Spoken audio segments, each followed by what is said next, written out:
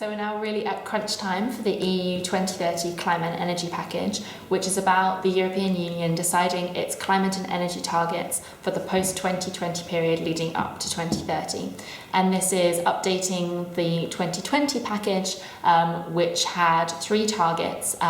each of kind of 20%, looking at decreasing the greenhouse gas emissions in Europe and increasing renewable energy in the European energy mix and improving energy efficiency.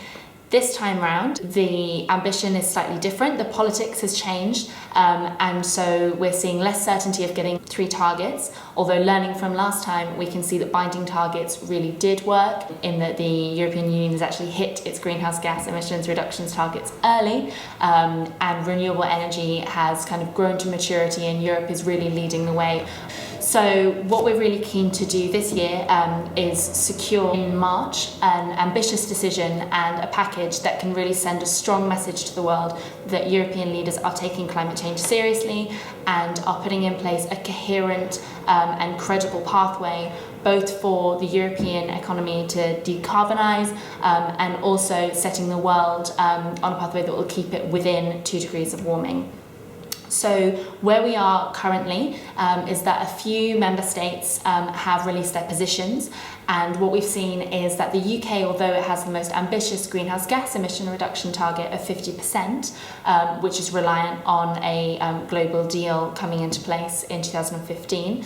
they are also very opposed to a renewables target, and this is putting them in opposition to other big players such as Germany and France. Germany particularly very strongly advocating a renewables target, although are pushing for a 40% domestic greenhouse gas target. And what we're seeing at the moment is that a lot of member states are still in the process of figuring out what to do and doing their own research. So the European Commission is about to release its white paper with its recommendations for what should be in the package on Wednesday, the 22nd of January. And then member states will have just over a month before a Council of Heads of State in mid-March to come up and agree a package. So what we need to do at the moment, and what E3G is working to do in animating different voices and mobilising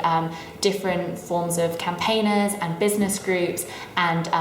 sort of countries and influential figures outside the EU as well, is to try and get a level of ambition that is necessary to deliver the kind of package that will put the world on a sort of upwards trajectory of ambition to tackle climate change.